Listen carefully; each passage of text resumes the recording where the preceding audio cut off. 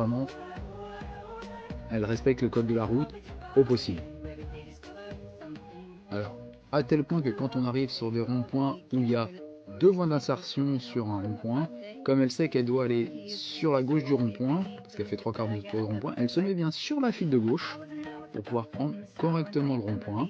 Et donc elle va prendre l'intérieur du rond-point, toujours avec le clignotant vers la gauche pour indiquer que je continue ma route sur le rond-point. Puis après, je vais changer le clignotant en indiquant l'extérieur pour pouvoir prendre une file, puis après la deuxième et sortir tranquillement. Regardez, voilà, je vais prendre la deuxième file et hop, je prends la première et je sors. Alors, regarde les distances de sécurité avec la voiture de devant, mais bon, ça, on a l'habitude avec le régulateur adaptatif pour le maintien des distances.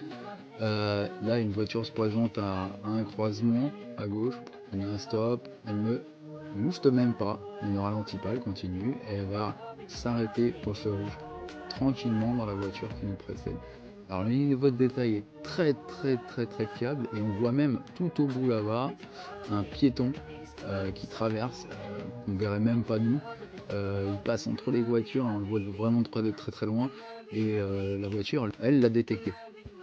Donc le feu va repasser au vert et la voiture se réengage, tout ce qui est plus logique, sans accélération brute, comme peuvent parfois le faire l'autopilote. Si vous avez déjà testé l'autopilote, notamment sur le périph' à Paris, ça s'arrête, c'est assez smooth, mais par contre quand ça repart, c'est un petit peu violent. Là, c'est super progressif.